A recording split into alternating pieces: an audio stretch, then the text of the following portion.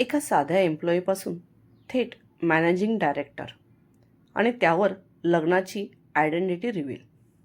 पण खरी मजा तर तेव्हा आली जेव्हा कुत्र्यासारखं चावू नका या एका वाक्याने सगळा रोमांस उलटाच झाला. काय झालं पुढे बघा आजचा भन्नाट भाग, दिलकशी भाग 75.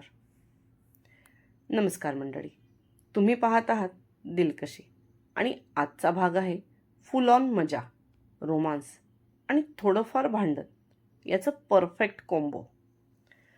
तर चला वेळ न दडवता सुरू करूया आजचा भाग. ठरल्याप्रमाणे रायचंदे इंडस्ट्रीच्या कमबॅकसाठी ध्रुवने पार्टी ठेवली होती आणि त्या पार्टीची सर्व अरेंजमेंट त्याने नील आणि तेजावर सोपवली. या पार्टीत तो मीडिया, बिझनेस आणि फॅशन रिलेटेड सर्वांना आमंत्रित करणार होता, कारण या पार्टीत तो कनकची ओळख रायचंदे यांची मुलगी म्हणूनच नाही तर किल्लेदार यांची सून म्हणून सुद्धा करून देणार होता. आपण हे सगळं एक एक नाही करू शकत का? म्हणजे बघा, आता तुम्ही मला रायचंदे म्हणून प्रेझेंट करा, नंतरच्या पार्टीत मग किल्लेदार सांगा. ती त्याला लहान मुलासारखे एक्सक्यूज देऊन समजवण्याचा प्रयत्न करू लागली. तसं त्याने तिच्यावर त्याची करडी नजर रोखली. तुला काय वाटतं, माझ्याजवळ खूप वेळ आहे हा सगळा खेळ खेळायला? त्याने तिला उलट प्रश्न केला. तुम्हाला समजत कसं नाही? आतापर्यंत इतके दिवस झाले ज्या कंपनीत मी एक छोटीशी एम्प्लॉई म्हणून काम करत होते, त्याच कंपनीत जर जोडणाऱ्या एका कंपनीची अचानक मी मॅनेजिंग डायरेक्टर होईल, कसं वाटेल ते? ती पाय आपटत बेडवर जाऊन बसली. तिला तसं करताना पाहून त्याला मनातच हसू आलं, पण चेहरा मात्र त्याने रागीत ठेवला. डायरेक्टर होईल म्हणजे काय? सर्व पेपर साईन झाले आहेत आणि आता आपण फक्त त्याची अनाउन्समेंट करणार आहोत. तो जरा रूढच बोलला. तुम्ही मुद्द्यावर लक्ष द्या हो. माझा मुद्दा इकडे तिकडे भरकटवू नका. इथे मी काय सांगते ते समजून घ्यायचं नाही, पण मी काय बोलते ते महत्त्वाचं आहे. तिने तोंड वाकडं केलं तसं तो तिच्या बाजूला येऊन बसला. ठीक आहे, या पार्टीत आपण तुला रायचंदे सांगू, पण कधी ना कधी तर तुला तुझी ओळख किल्लेदार म्हणून सांगायची आहे. आणि त्या दिवशी मीटिंगमध्ये तू स्वतःहून तुझी किल्लेदार म्हणून ओळख सांगितली, विसरली की काय? तो तिच्या डोक्यावर टपली मारत म्हणाला. नाही ना, त्या दिवशी खूप जोशमध्ये सांगितलं, पण आता होश आल्यासारखं वाटतं आहे. तिने तिची करंगडी दातात पकडली. तसं त्याने हळूच तिचा हात हातात घेऊन तिच्या दातातून ती करंगडी काढून घेत तिला म्हणाला, हे काम माझ्यावर सोड. तू फक्त मी जे सांगतो त्यावर लक्ष दे. त्याने हळूवार तिच्या बोटांमध्ये त्याची बोटं गुंफली, तशी ती त्याच्याकडे बघायला लागली. मी काय म्हणतो, सोड ना हा विषय, आपण आपला विषय करू. आज जरा मी पण लवकर आलो आहे. उद्या संध्याकाळी पार्टी असल्यामुळे तुला सुद्धा कामाचं टेन्शन नाही. तर तो हळूवारपणे बोलत तिच्या मानेवर त्याचे ओठ फिरवू लागला. हळूहळू वर सरकत तो तिच्या कानाजवळ गेला आणि तिच्या कानाची पडी दातात धरलीच होती की तिने त्याला जोरात धक्का मारला आणि उठून त्याच्याकडे एक बोट ताणून त्याला चिडत म्हणाली, असं कुत्र्यासारखं चावलात ना, तर तर हां, तर मी उद्याच्या पार्टीलाच येणार नाही. कुत्र्यासारखं? व्हॉट डू यू मीन? मी कुत्र्यासारखं? अगं काय बोलते आहेस, तुला कळतं तरी आहे का? ठीक आहे, सध्या तू टेन्शनमध्ये आहे, मला समजतंय, म्हणून का काहीही म्हणायचं? ध्रुव आता बराच तापला. तशी तिला तिची चूक कळली आणि ती वरमली.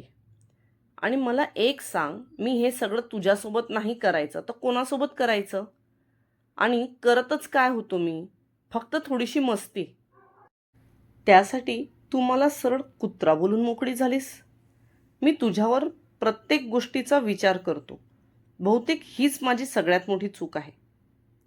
तिच्याकडून पुढे काहीही ऐकून न घेता तो त्याचे पाय ताड आपटत दरवाजातून बाहेर निघून गेला आणि जाताना दरवाजाला जोरात धक्का मारला, ज्याच्या आवाजाने खाली असलेला लकीसुद्धा दचकला. अरे यार, मला असं नव्हतं म्हणायचं. मी माझ्याच टेन्शनमध्ये होती. त्यात ते सगळं निघून गेलं. आता यांना राग आला. यांना कसं सॉरी म्हणू? हे बघू, कुछ तो मदत कर मेरी. तिने मनातच देवाला आळवलं आणि त्याच्या मागे त्याला सॉरी म्हणायला खाली उतरून आली. लकी, ध्रुवला बघितलं? वादळ थोडा वेळ पूर्वीच इथून क्रॉस होऊन गेलं. त्याने दरवाजाच्या बाहेर इशारा केला. तशी ती पळतच दरवाजाकडे गेली. ध्रुव, ध्रुव. त्याने ड्रायव्हरकडून गाडीची चावी घेतली आणि ड्रायव्हिंग सीटवर बसून गाडी स्टार्ट करणारच होता की ती दुसऱ्या बाजूने पॅसेंजर सीटवर येऊन बसली. त्याने रागात तिच्याकडे बघितलं तर तिने पण तिचे दात दाखवत पटकन सीट बेल्ट बांधला.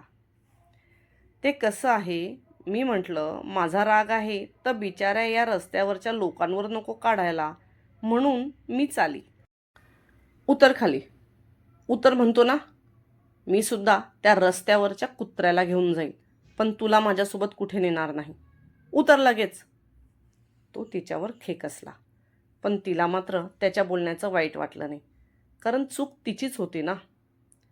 अहो, रस्त्यावरच्या कुत्र्याला नेण्यापेक्षा घरातल्या कुत्रीला म्हणजे मला घेऊन जा. ती अगदी इनोसंट फेस करत म्हणाली. कशाला घेऊन जाऊ तुला? तुला तर मी हात लावल्या तर काटे लागतात ना. त्याचा राग 7व्या आकाशात होता. अहो, मला वाटले ते तुम्ही कानाला चावता आहेत की काय, म्हणून जरा चुकून निघालं. ती तिच्या हाताने तिचे दोन्ही कान धरत त्याला म्हणाली. चुकून? चुकून काय असतं? चुकून काहीही नसतं. तुला नेहमीच काहीतरी कारण लागतात मला बोलायला. हे हे काय करते आहेस? मी बोललो ना, उतर खाली. उं, उं.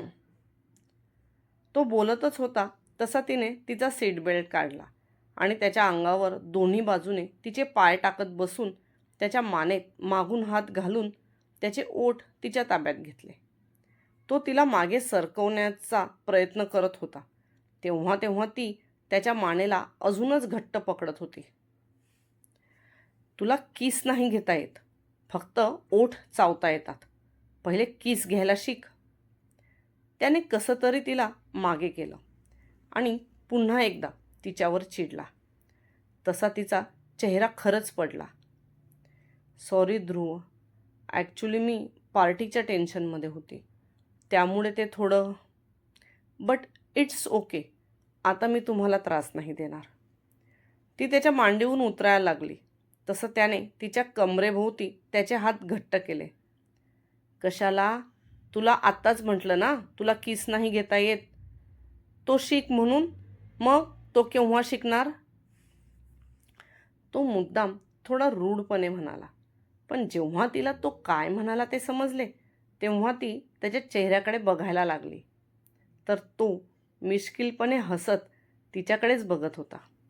तसं तिने सुद्धा स्माईल करत त्याला मिठी मारली. मग आता इथे गाडीतच प्रॅक्टिस करायची की रूममध्ये पण जायचं? थोड्या वेळाने त्याने पुन्हा तिची छेड काढत म्हटलं. नाही, इथे जरा जास्त छान वाटतंय. रूममध्ये तुम्ही नुसते इकडून तिकडे पळत असतात. ती त्याच्या मिठीतून जराही बाजूला न होता त्याला मुद्दाम म्हणाली. हो का? पण तू अशी बसल्याने जर मला कंट्रोल नाही झालं तर? तरचा विचार केलास? त्याने त्याचे बोट तिच्या पाठीवर घट्ट रोवली तसं तिने तिची मान वर करून थोडं बाजूला बघितलं. हा हा, ह्या एवढ्याशा सीटवर कायच करून घेणार तुम्ही? असं? थांब, तुला दाखवतो. तिचा गैरसमज दूर करण्यासाठी त्याने लगेच त्याच्या एका हाताने एक बटन प्रेस केलं आणि ते सीट त्या दोघांसहित आपोआप खाली झुकत गेलं. आता कनकने थोडं घाबरून त्याच्या भोवतीची तिची मिठी अजून घट्ट केली. तेवढ्यात ते सीट मागच्या सीटला अटॅच होऊन तिथे एक सिंगल बेड तयार झाला. आता तो खाली आणि कनक त्याच्यावर असे त्या सिंगल बेडवर होते. तेवढ्यात बाजूचं सीटसुद्धा आडवं होत त्यांच्या बेडला अटॅच झालं आणि त्यांचा तो सिंगल बेड आता कम्फर्ट होऊन गेला. मग आता काय विचार आहे? तुझा क्लास सुरू करायचा? त्याने तिच्या भोवती त्याच्या हातांची घट्ट मिठी करत तिला त्या बेडवर पलटवलं. तुम्ही जे पण शिकवणार सर, विद्यार्थी शिकायला तयार आहे. ती पण त्याला एक डोळा मारत म्हणाली. ठीक आहे मग, पण नंतर म्हणायचं नाही. नको ध्रुव, थांबा ना प्लीज. तो मुद्दाम तिच्यासारखी नाटकं करत म्हणाला. तसं ती हसायला लागली. तिला हसताना पाहून त्याने तिच्या गालावर त्याच्या हाताचा हळुवारपणे अंगठा फिरवला आणि तिच्यावर झुकत तिचे ओठ त्याच्या ताब्यात घेऊन तो तिला किस करू लागला. टेन्शन घेऊ नको, मी आहे तुझ्यासोबत. या पार्टीकडे जस्ट एक नॉर्मल पार्टी म्हणून बघ. विक्रम, अमन, नील सगळेच या पार्टीत राहणार आहेत. त्यामुळे तसं तुला टेन्शन घ्यायची गरज नाही. तू फक्त एकदा आज अमनशी बोलून घे, कारण मीडियासमोर तुला प्रेझेंट व्हावं लागेल. तर यासाठी तो तुला छान टिप्स देईल. तो तिच्या कपाळावर ओठ टेकवत तिच्या चेहऱ्याकडे बघत तिला प्रेमाने म्हणाला. आता आता तर रात्रीची 8 वाजले. आता त्यांच्याशी बोललं तर कसं वाटेल?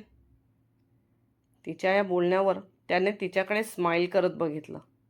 मग तिला व्यवस्थित बसवलं आणि सीट ॲडजस्ट करत तो खाली उतरला. बघ, मी तर पर्याय सुचवला, बाकी तुझी इच्छा.